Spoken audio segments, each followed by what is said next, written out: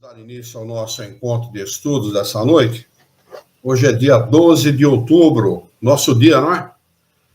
Nosso dia. Hoje é o nosso dia. Nosso eterno dia.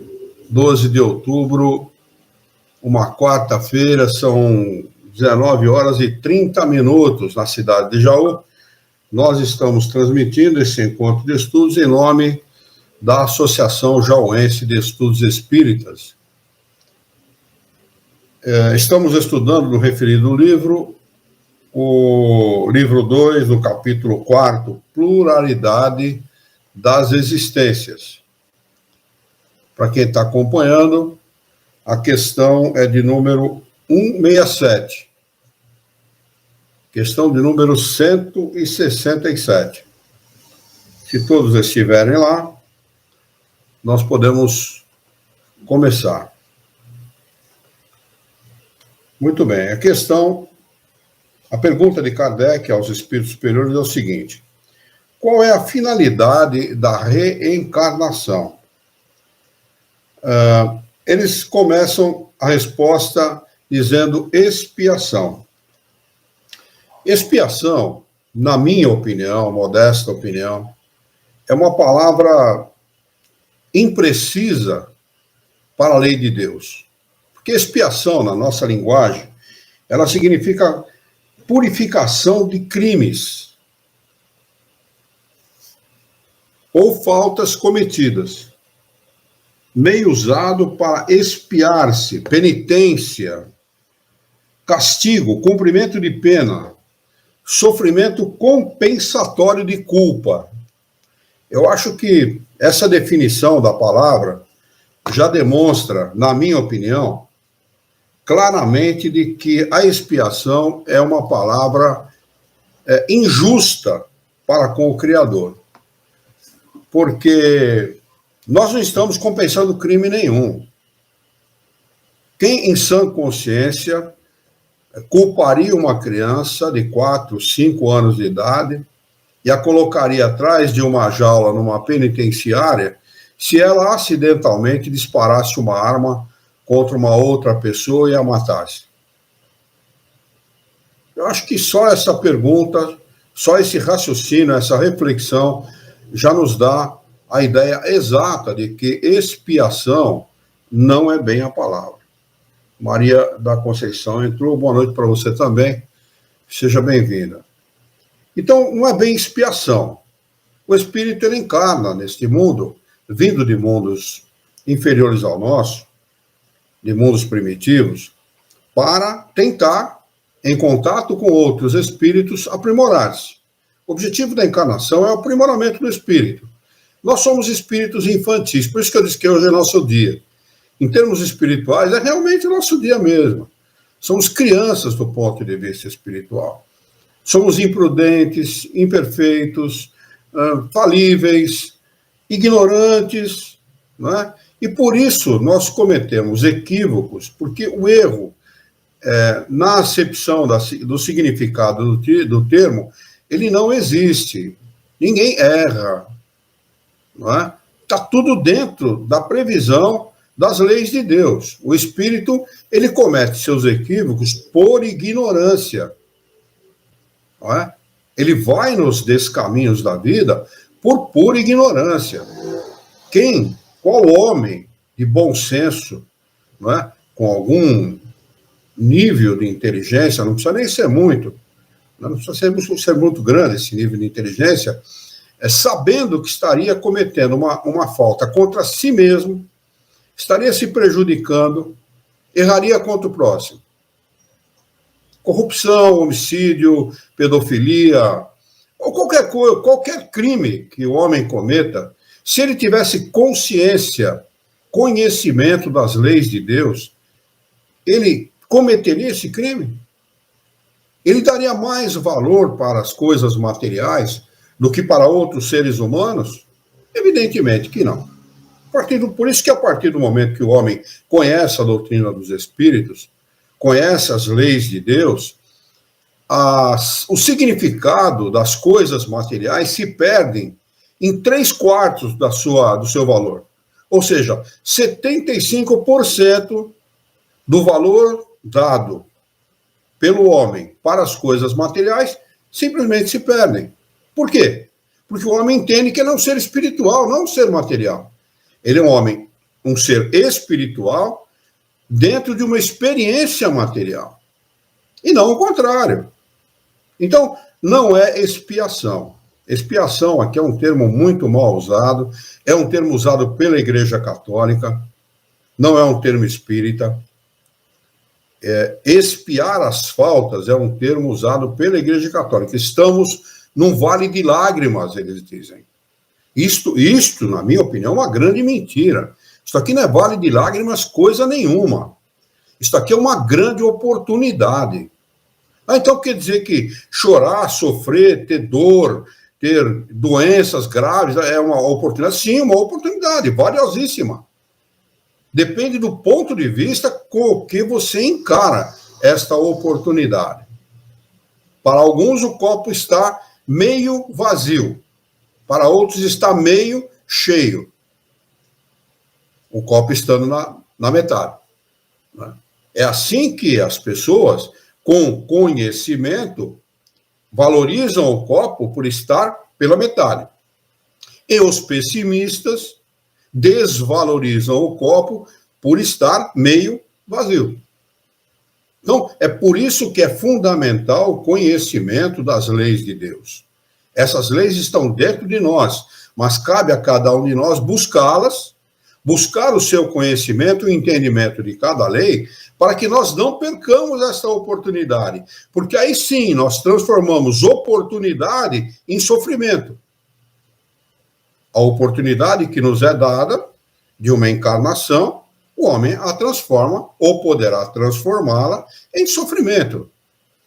Por isso que nós encarnamos, e acidentes de percurso acontecem na nossa encarnação. Como explicar, por exemplo, uma dívida que não é nossa, e que aparece de repente na nossa vida e não tem como fugir dela? Por exemplo, como explicar a perda de um ente muito querido, muito amado, em tenra idade ou não? Como explicar uma doença que atinge uma família, levando, às vezes, o esteio dessa família, que é o pai, por exemplo? Como explicar as diferenças sociais? Como explicar o desnível de conhecimento das pessoas? Um, com 4, 5 anos de idade, um exímio pianista, que executa obras de Chopin, Bach, Liszt e etc., e outro que não sabe nem chegar perto mal sabe abrir um piano, por exemplo. Então, são coisas que somente estudando é que nós vamos ter o devido conhecimento e a compreensão necessária para poder entender o Criador, entender a sua vontade. Ele é um Pai misericordioso, bom e, sobretudo, justo. A justiça de Deus é impecável, a do homem não. Por isso que a nossa justiça é sempre dinâmica. Ela muda constantemente. Mas a de Deus é impecável. Ela não se altera. A estabilidade das suas leis é que traz para o homem a confiança que nós devemos ter nela. Ela não muda. O homem é que muda. O homem é que altera as suas coisas, as suas leis, as suas instituições. Então, portanto, muito mal aplicado este termo expiação. Aqui nós temos a Lana, que está conosco, o Marco Antônio, a Isabel Feitosa, bem-vinda, minha irmã, prazer tê-la conosco, viu? E a Silvana, boa noite a todos vocês, sejam todos muito bem-vindos. Então, eles seguem na resposta dizendo o seguinte: melhoramento progressivo da humanidade. Se é melhoramento, não é expiação. Porque a expiação é imposta. Um ser que está numa penitenciária no nosso mundo, ele não está melhorando, ele está piorando. Lá não é lugar de recreio, nem lugar de passeio, nem lugar de fazer piquenique. Uma penitenciária para se penitenciar mesmo. É para sofrer mesmo. O homem cria a sua penitenciária com o propósito de penitenciar, de impor uma penitência, uma expiação. àqueles que lá são colocados. Justo ou não, é assim que o homem cria as suas penitenciárias. No nosso mundo, a encarnação, quando é pela primeira vez, ou a reencarnação, quando é pela segunda vez, não é uma expiação, e sim uma oportunidade de melhoramento. Sem isso, arrematam eles, onde estaria a justiça de Deus? Como o Criador pode dar ao filho previdente, trabalhador, empenhado em melhorar-se, que promove o bem, procura o bem, faz o bem, fala do bem, se empenha no bem, da mesma maneira como ele pode aquinhoar, dar da mesma maneira a um e a um outro que não faz nada disso. Aí está a justiça de Deus. Mas por que eu sofro tanto? Amigo, procure em você mesmo a resposta. Porque certamente alguma coisa neste meio não está devidamente correta ou sendo cumprida de forma correta. Questão de número 168. O número de existências corpóreas é limitado ou o espírito se reencarna perpetuamente? Resposta dos espíritos. A cada nova existência, o espírito dá um passo na senda, no caminho do progresso. Quando se despojou de todas as impurezas, não precisa mais das provas da vida corpórea. Como é que ele se despoja das impurezas? Sofrendo apenas? É claro que não. Evidentemente que não. A oportunidade na vida é de aprendizado, é de acúmulo de conhecimento. Porque uns resolvem os seus problemas com mais qualidade, mais rapidamente, num curto muito menor de tempo, e outros, às vezes, nem resolvem. Por quê? Essa é a pergunta. Exatamente pela razão de que uns têm mais conhecimento, conhecem melhor os caminhos, não é? E resolvem com mais facilidade. Então, nós estamos aqui para acumular conhecimento. Progresso do espírito é sinônimo de acúmulo de conhecimento. Reencarna, acumula conhecimento, desencarna em estado de erraticidade livre, sem corpo físico, acumula conhecimento, reencarna, faz as suas experiências, acumula conhecimento, desencarna em estado de erraticidade, aprende, acumula conhecimento e assim sucessivamente. Até que chega o momento em que este mundo não pode oferecer mais nada em termos de conhecimento ao espírito aqui encarnado. Aí que nós vamos merecer sair deste mundo para um mundo melhor. A cada nova existência, o espírito dá um passo na senda do progresso. Quando se despojou de todas as impurezas, não precisa mais das provas da vida corpórea. Questão de número 169. Pergunta: o número das encarnações é o mesmo para todos os espíritos em geral? Essa pergunta, ela mata a charada de tudo aquilo que nós conversamos até agora. Né? Resposta dos espíritos superiores: não, nem poderia ser diferente. Aqueles que se empenham mais, progridem mais rapidamente. Aqueles que deixam a vida me levar, a vida leva eu, aqueles vão demorar mais tempo, evidentemente. Não é? O cara não está nem aí com nada, é um irresponsável, é um sujeito que está pouco se lixando com o próximo, com o animal, com aqueles que sofrem mais do que ele, aqueles que aplicam golpe em nome de doença, em nome de limitações físicas, etc. Aqueles que se fingem de mendigos na praça, na rua, para adquirir vantagens financeiras ou outro tipo de vantagem. É claro que esse sujeito, ele não vai... o progresso dele vai ser limitado, evidente. Ninguém pode tirar proveito do seu próximo. E a maioria de nós age sempre em função disso, sempre pensando na vantagem seguinte, no que vai ocorrer no momento seguinte, de onde nós possamos tirar vantagem dessa situação. A caridade desinteressada é muito rara no nosso planeta. Aquela que se faz desinteressadamente, aquela na qual se doa desinteressadamente, eu não estou falando de grana, não estou falando de dinheiro. Eu estou falando de doação de tantas outras coisas que se pode doar, não é? A gente está no meio da rua, encontra com alguém, os caras começam a falar, a gente pergunta, está tudo bem, ele responde, está tudo bem. 5 minutos depois ele está contando a desgraça da vida dele. Quer dizer, não está tudo bem para começar, né? E segundo, a gente não vê a hora de se livrar do cara. Pô, tem o que fazer, rapaz. Será que esse cara não se toca? Né? Quer dizer, a gente não dedica sequer tempo para ouvir as pessoas que estão mais necessitadas que nós. Né? Isso é uma caridade. Ouvir alguém é uma caridade. Ainda que isso nos custe tempo, nos custe paciência, nos custe uma série de outras coisas, né? Que nós não estamos dispostos a dar naquele momento. Mas é uma necessidade. Aquele que sabe doar desinteressadamente vai progredir muito mais rapidamente, com certeza. Com a mais absoluta certeza.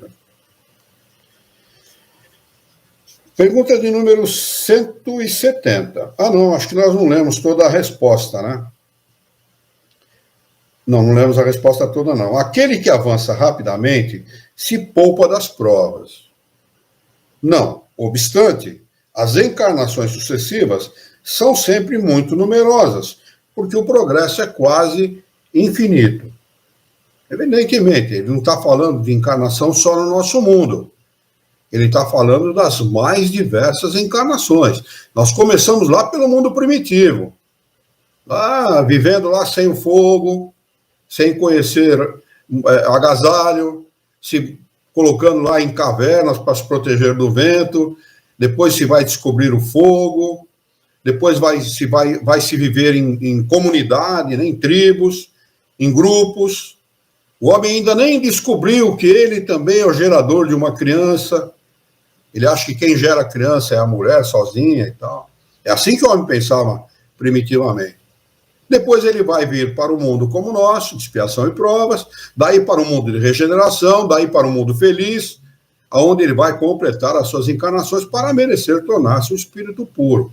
Esses são milhões de anos, não é? E é assim que tem que ser mesmo. Nós temos que adquirir paulatina e progressivamente o conhecimento de todas as coisas, não é? Então, ele não está dizendo que a encarnação ela é muito numerosa no nosso mundo. Não é assim. No nosso mundo, ela é limitada. Limitada à possibilidade de conhecimento que o nosso mundo oferece para o espírito. Adquiriu todo o conhecimento, ou teve aqui todas as oportunidades necessárias ao seu desenvolvimento, ele trata de ir para um mundo, ou ganha a possibilidade de ir para um mundo melhor, um mundo onde ele possa adquirir mais conhecimento. Mas o número realmente é sempre muito grande de encarnações até tornar-se um espírito puro. Daí ele vai acrescentar e arrematar essa resposta na questão de número 170. Em que se transforma o espírito depois da sua última encarnação? A sua última encarnação se dá nesse mundo? Evidentemente que não. É uma questão de lógica. O nosso mundo é um mundo totalmente imperfeito. Não pode ser o lugar onde se dá a última encarnação. A última encarnação vai se dar em mundos felizes. Júpiter, ou outros mundos de outras galáxias, né, outros sistemas solares. Né, mas não no nosso, com certeza. Ainda vai demorar um pouquinho para chegar nessa situação. Vai chegar, com certeza. Né? Vai se tornar um mundo de regeneração, depois um mundo feliz, né, onde os espíritos vão poder realizar as suas experiências e tornar-se espíritos puros. Mas, certamente, na nossa atual condição, não. Com certeza, não. A Diemes Castro está conosco, a Rosemary da Silva, o Roberto Chaves, Silvana Paiva, a Pati pergunta, a caridade pelo amor e não por recompensa pelo outro, por amor e não por si, a caridade desinteressada. Exatamente isso, Pati. A caridade desinteressada é a verdadeira caridade. Esse negócio de dar sopinha embaixo de ponte e cesta básica para o próximo, isso é obrigação social, não tem nada a ver com caridade. Às vezes o sujeito vai lá e faz o trabalho no centro espírita, chega em casa, xinga a mulher e bate nos filhos, né? Ou então tem amante fora de casa. Eu conheci dirigente de casa espírita aqui em Jaú, foi presidente de casa espírita, tinha amante fora de casa, e era presidente de casa espírita, tá? Já desencarnou já, Deus que o ajude, os bons espíritos que o ajudem, mas era assim. Como é que o sujeito pode ser presidente de casa espírita? Falar de caridade. Grande caridade que ele fazia, né? Ele dava um excelente exemplo para todo mundo. Mas é assim, caridade é isso, a caridade desinteressada é a verdadeira. Jesus era um espírito puro, reencarnou desinteressadamente no nosso mundo, fez o bem a todos e recebeu da humanidade o que ele recebeu. O resultado a gente já sabe, não é? Então, esta é a verdadeira caridade. O espírito sai do bem bom onde ele estava, não é? Não precisava fazer isso, se não quisesse, não é? Para vir reencarnar em mundos como o nosso, no meio de gente semi-selvagem, como era naquela época, não é? E para realizar uma tarefa de revelação, não é? De coisas de Deus, não é? Ao homem, pura e simplesmente por desinteresse, pela verdadeira caridade. Esse foi Jesus de Nazaré, um homem desinteressado que doou o seu bem-estar em benefício da humanidade. Isso fez Kardec também, né? Não no mesmo nível que Jesus, eu considero Kardec um espírito superior, tá? Talvez não um espírito puro, talvez não um espírito puro, um espírito superior, que doou a sua saúde em benefício da obra que nós estamos estudando hoje. Os espíritos o avisaram, se você continuar no mesmo ritmo, você vai dessa para melhor, com certeza. E ele continuou. Esse homem fez um trabalho ingente, um trabalho de leão, um trabalho que só Kardec mesmo para fazer, não é? Trabalhava até altas horas da noite, dormia muito pouco, se dedicava em tempo integral à doutrina dos espíritos. Esses são os desinteressados, que reencarnam entre nós para revelar as coisas de Deus, trazer a revelação da verdade. Muito bem, vamos para o item 2, justiça da reencarnação. Alguma pergunta sobre o item 1 da reencarnação? São alguns resultados de uma pesquisa.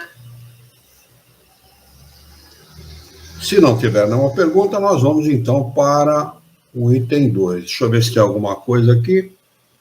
Thaís Feder, a Lana Vanderlane, a Silvana Pinto escreve: a caridade é feita com amor, sem interesse. E a Rosemary da Silva, verdade. Bem-vindos àqueles que entraram agora, e o que vocês escreveram está dentro daquilo que nós estamos estudando. Então, justiça da reencarnação. Questão de número 171. Sobre o que se funda o dogma da reencarnação. Então, nós temos que entender aqui uma coisa. Kardec afirma categoricamente que o Espiritismo não tem dogma. Então, este dogma do qual ele fala aqui não é um dogma religioso, ou seja, a imposição de um princípio sobre os outros, um princípio de fé sobre outras pessoas. Então, dogma aqui poderia ser perfeitamente substituído por princípio ou lei. Se eu ler assim, sobre o que se funda a lei natural da reencarnação, eu estaria falando a mesma coisa que Kardec colocou aqui. Então, não é um dogma religioso, não tem nada a ver com dogma de religião. Ninguém está impondo a reencarnação. Aliás, o Espiritismo não impõe nada. O Espiritismo, ele propõe, jamais impõe.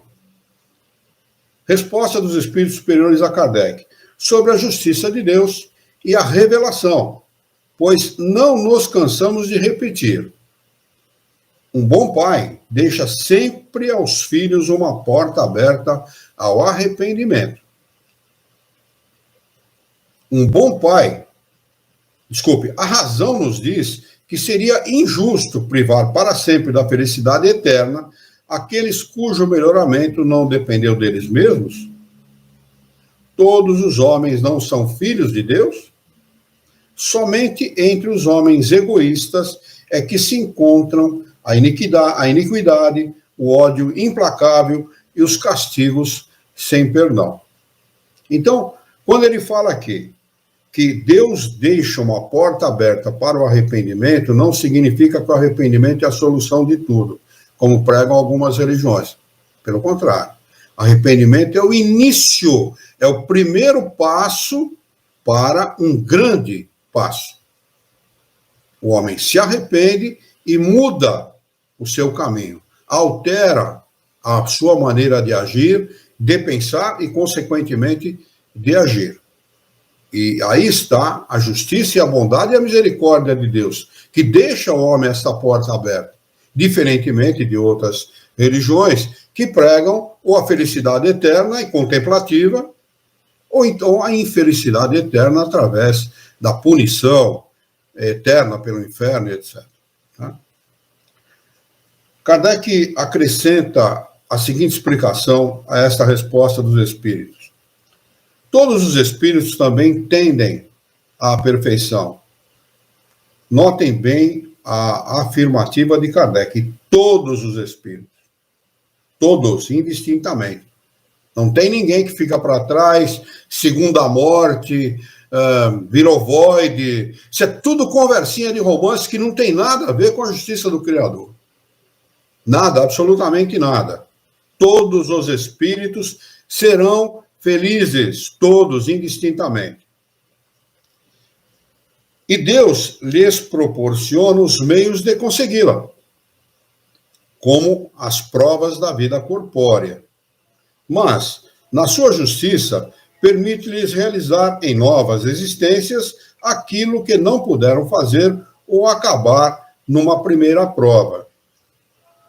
Não estaria de acordo com a equidade, nem segundo a bondade de Deus, castigar para sempre aqueles que encontram obstáculos ao seu melhoramento, independentemente da sua vontade, no próprio meio em que são colocados. Ora, isto é de fundamental importância para o entendimento das leis de Deus. Às vezes, a criatura é colocada num meio que não lhe permite, ou que lhe tolhe na sua liberdade, ou na sua maneira de pensar, envolvendo e induzindo essa pessoa, esse espírito, a uma situação completamente equivocada. Vocês querem que eu dê um exemplo a esse respeito? É muito simples. Essa molecada de hoje mentiram, estão mentindo, mentem há 32 anos e continuam mentindo a esta meninada. Dizendo que sexo fortuito é bom, droga à vontade é bom, se distanciar dos pais é bom. Estão mentindo a esta moçada. E eles estão abraçando essa mentira e começam a compreender que sem disciplina e ordem não se conquista a felicidade. Começam a perceber isso. Eu li uma matéria, não muito tempo atrás, que nos Estados Unidos, antigamente, a enquete feita com homens, entre homens na idade de casamento, todo mundo dizia assim, não, você se importa com virgindade? Não, não me importo, não, e tal. Um tempo depois, alguns anos depois, a mesma pergunta foi feita e a resposta da grande maioria, bom, não existe grande maioria, a maioria já é grande, né? Mas da maioria deles, era de que se importavam sim. Se importavam sim. Né? Para nós parece tão tacanha e atrasada essa ideia, mas não é não. É importante. Ordem e disciplina é fundamental. Princípios morais são coisas fundamentais para o bem-estar e para a felicidade de cada um. Ninguém pode ser feliz usando droga. Ninguém pode ser feliz tendo 10 parceiros sexuais, sejam homens ou mulheres. Ninguém pode ser feliz distanciando-se daqueles que verdadeiramente lhe amam, que são seus pais. Então, mentem desavisadamente para essas crianças E elas até agora abraçaram essa mentira. Daí, esta colocação, isso que eu estou falando, se encaixa perfeitamente aqui. Vou ler novamente, para o bom entendimento. Não estaria de acordo com a equidade, nem segundo a bondade de Deus. Castigar para sempre aqueles que encontram obstáculos ao seu melhoramento, independentemente da sua vontade, no próprio meio em que foram colocados. Eu não sei se vocês acompanham, mas a Europa está um desastre, gente. Destruíram a Europa. Grande centro cultural do mundo, milenar, está sendo destruído por essas coisas. Então, como é que pode os espíritos que estão reencarnando agora, estão sendo colocados nesse meio, como podem progredir da mesma forma que os brasileiros, por exemplo, que ainda, não sei até quando, mas ainda tem paz, ainda tem um pouco de liberdade, ainda nós podemos aqui fazer uma live estudando as coisas da doutrina dos espíritos, eu não sei até quando, mas ainda podemos, né? É isso que ele está falando aqui. E é preciso atinar para isso. Quem é o responsável por viabilizar os meios através dos quais o espírito vai adquirir tudo aquilo que ele pode neste mundo? Os senhores pais e educadores. Primeiro os pais, que têm a missão de educar os seus filhos, e depois os educadores, que têm a missão de informar com qualidade. Se a sorte do homem fosse irrevogavelmente fixada após a sua morte, Deus não teria pesado as ações de todos na mesma balança, e não os teria tratado com imparcialidade.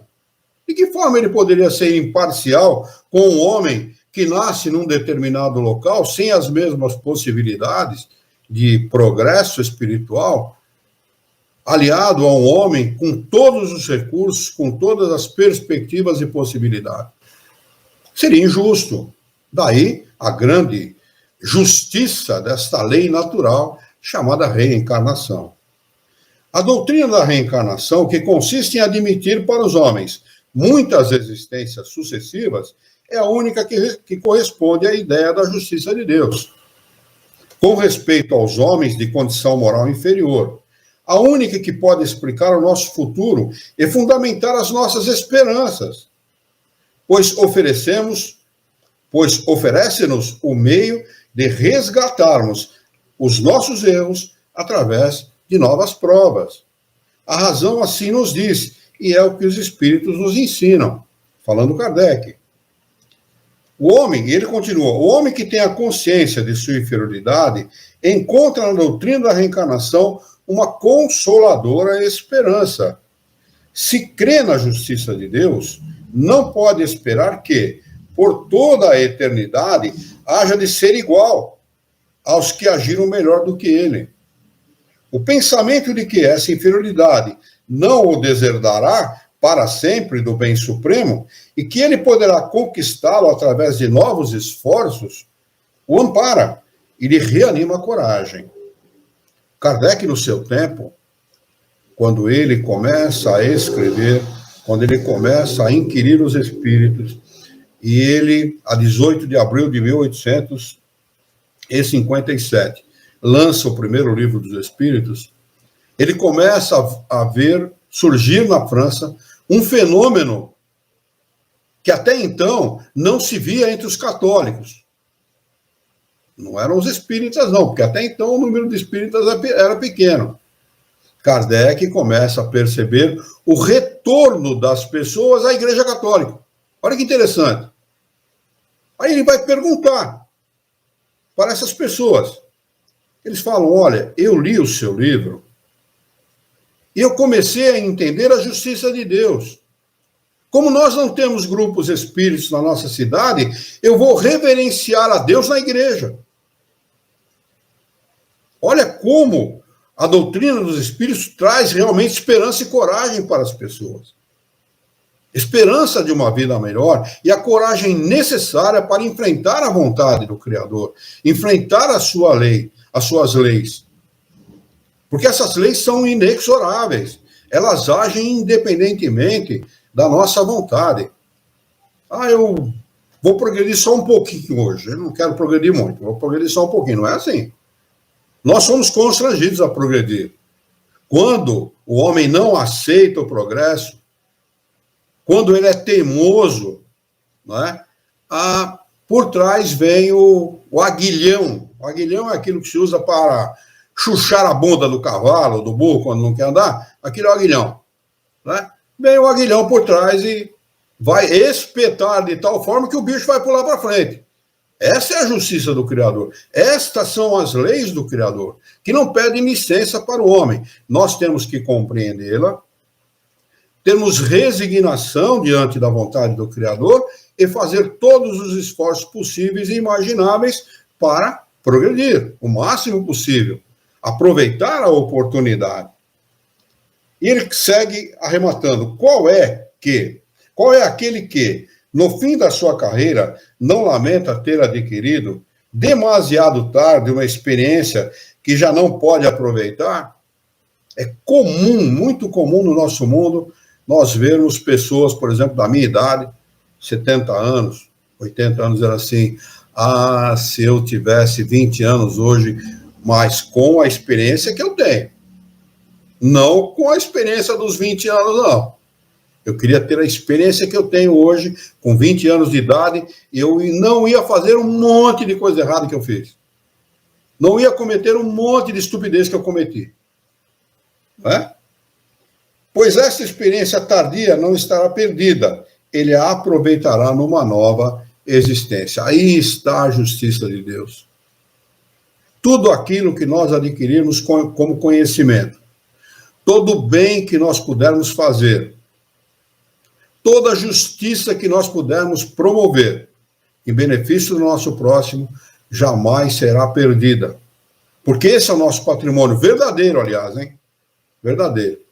Porque os dólares, o ouro que está lá guardado no cofre, esse, no mundo dos espíritos, não nos servirá de absolutamente nada.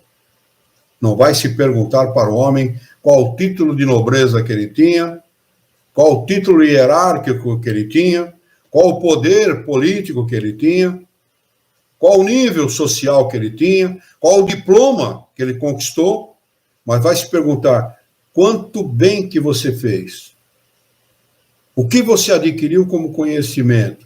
Isso sim vai ser perguntado a ele. Não é? Então é isso que nós precisamos adquirir verdadeiramente.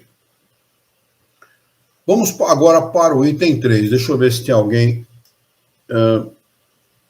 Alana, Rosemary... A Rosemary entrou agora. A Silvana escreveu: podemos nos reencarnar sem alguma dívida, somente para um auxílio?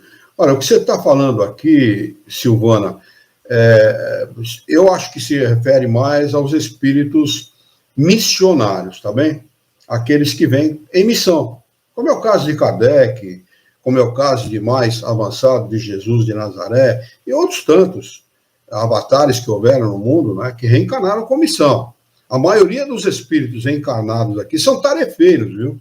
Meros tarefeiros, que vêm aqui realizar as tarefas e procurar, sob todos os pontos de vista e de todas as maneiras, o progresso que ele puder adquirir, tá bem? Aqueles que reencarnam sem dívida nenhuma, ou seja, sem nenhuma pendência de outras encarnações, são os missionários, mas são realmente muito raros, tá bem? A Lana diz que está gostando, amando esse estudo, muito obrigado. A Diemes Castro, mas estas experiências são justamente as que precisamos para nos tornar o que somos hoje, evidentemente. Ela mesma diz, e este é o sentido da encarnação, adquirir experiências. Na realidade, o espírito não adquire experiências, ele adquire conhecimento. Tá bem? O processo é, reencarna, realiza experiências com o propósito de adquirir conhecimento. O que nós levamos deste mundo para o mundo dos espíritos são os conhecimentos adquiridos. Tá bem? Então, ele adquire conhecimento.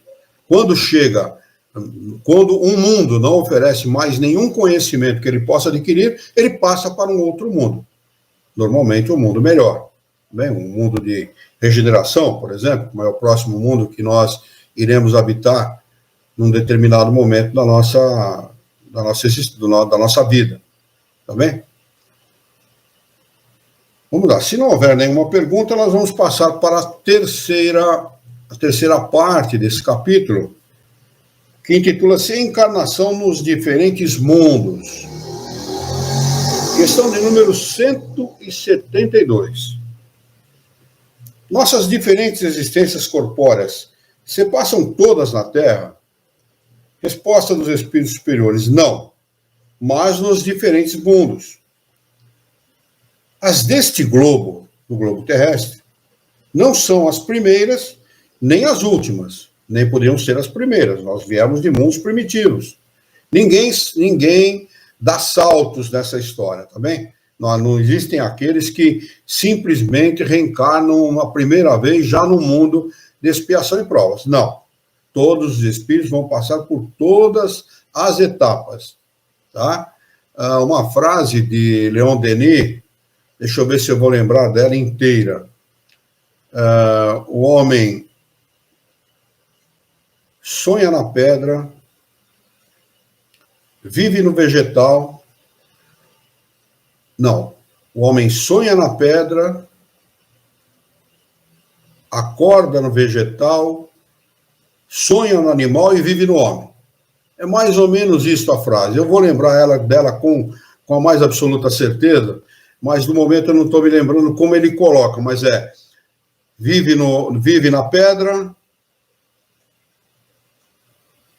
acorda no animal e vive no homem. Mas tem o vegetal pelo meio que eu não lembro qual o termo que ele usa.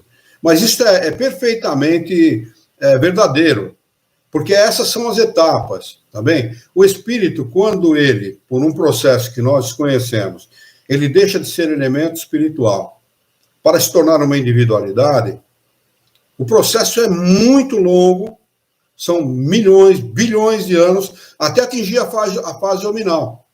Ele passa por todos esses processos. Quem estiver duvidando disso que eu estou falando, por exemplo, examine uma colônia de vírus. Por exemplo, tá bem? Numa colônia de vírus, um vírus, eu vi a imagem, um cientista mostrando essa imagem, só que ele estava falando de um outro assunto, mas eu associei aquilo ao conhecimento espírita. Um dos vírus da colônia, a colônia está sendo dizimada por um antivírus, exterminada por um antivírus. Tá? Um vírus se destaca da colônia, eles vivem agrupados, né? Ele se destaca da colônia, aprende a se defender do antivírus, volta e se liga à colônia novamente e ensina a colônia a se defender do antivírus. A pergunta que eu faço para todos: para aprender do que é que nós precisamos? De inteligência. Para ensinar, do que é que nós precisamos? De inteligência.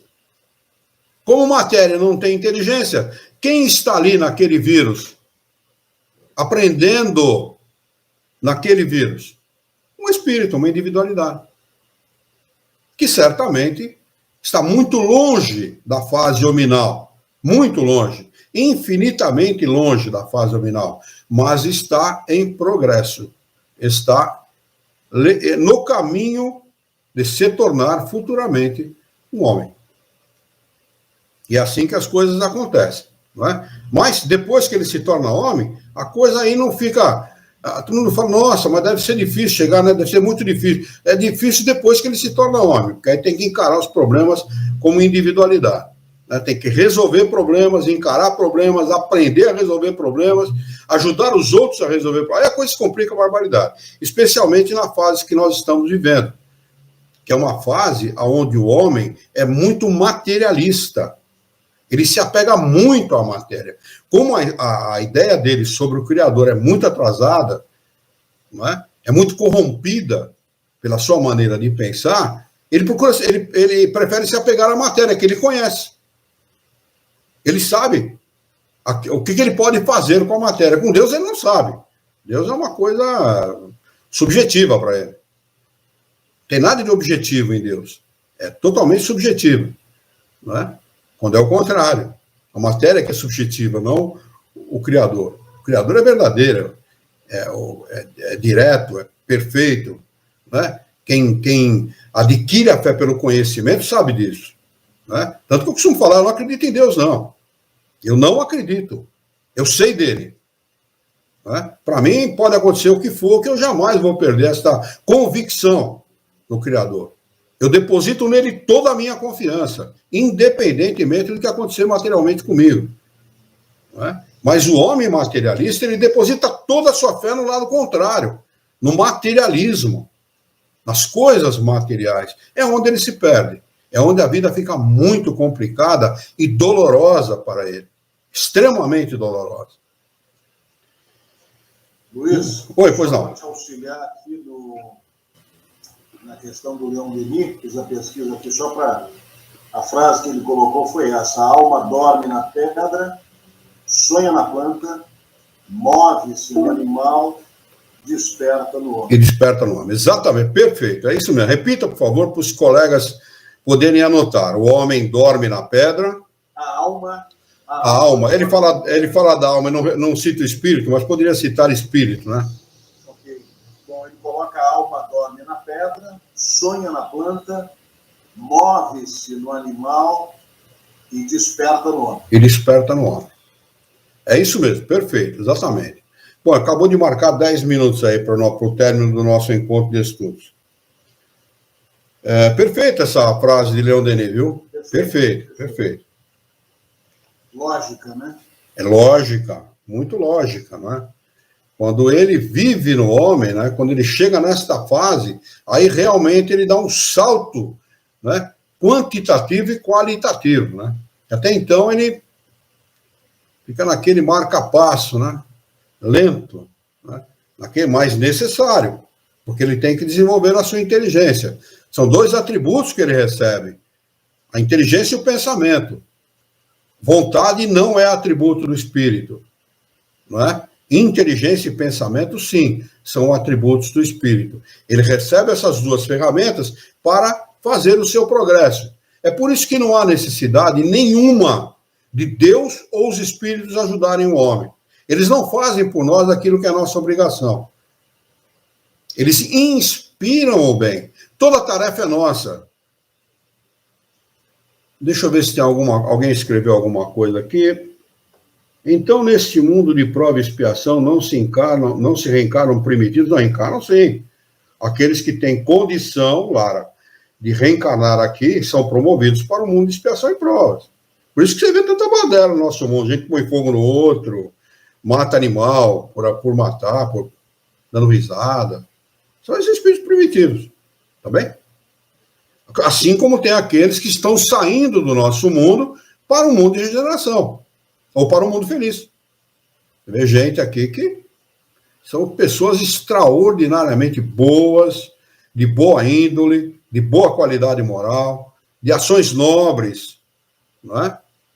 A gente vê muito isso aqui no nosso mundo. A Maria Flor escreveu o seguinte: a fala da DMs está correta. Essas experiências são necessárias para adquirirmos conhecimento.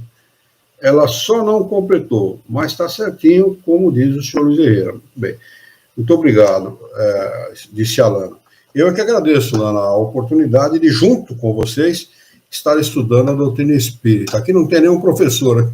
Eu sou o que mais se beneficia disso tudo, que também sou aluno. Vamos lá. Deixa eu ver aqui, estamos a 7 minutos do encerramento, mas dá para a gente ler bastante coisa aqui. Questão de número 172. Nossas diferentes existências corpóreas se passam todas na Terra? Resposta: não, mas nos diferentes mundos. As deste globo não são as primeiras nem as últimas, mas as mais materiais. Olha aqui, aquilo que eu estava comentando, exatamente. E distanciadas da perfeição. No nosso planeta, pelo materialismo das pessoas, são as mais distanciadas da perfeição. Né? porque nós somos materialistas, apegados aos bens materiais. Missão dos espíritas, divulgar essas verdades, porque não há maior inimigo do materialismo que o espiritismo. O espiritismo é um poderoso e forte inimigo do materialismo. Nós precisamos estudar, adquirir essas ideias, entronizar esse conhecimento e transferi-los, na medida do possível, sem imposição, é claro, para aqueles a quem nós amamos, ou para aqueles que estão próximos de nós, colegas de trabalho, vizinhos, aqueles que nós pudermos conquistar. Questão de número 173. A cada nova existência corpórea, a alma passa de um mundo a outro ou pode viver muitas vidas no mesmo globo? Resposta: pode reviver muitas vezes no mesmo globo, se não estiver bastante adiantada para passar a um mundo superior. Superior ao dele, né? No caso. No mundo primitivo, o superior imediato é o nosso mundo. Do nosso mundo, superior imediato, regeneração. De regeneração, superior imediato, mundo feliz, e assim sucessivamente. Questão de número 173A. Podemos, então, reaparecer muitas vezes na Terra? Certamente, respondem os espíritos. Certamente. E é nítido a gente observar isso em pessoas, porque fica claro que não é a primeira encarnação. A inteligência que nós temos demonstra claramente que nós não somos espíritos de uma mesma encarnação ou de poucas encarnações. Nós já tivemos muitas encarnações. Ah, então isso é bom? É bom e não é tão bom assim. Porque isso demonstra que nós nos atrasamos. Mas nós já estamos adquirindo uma coisa extraordinária para todos nós. Extraordinária, que vai fazer com que o espírito não retorne mais aos equívocos do passado. Chama-se maturidade do senso moral. Esta maturidade faz com que o espírito progrida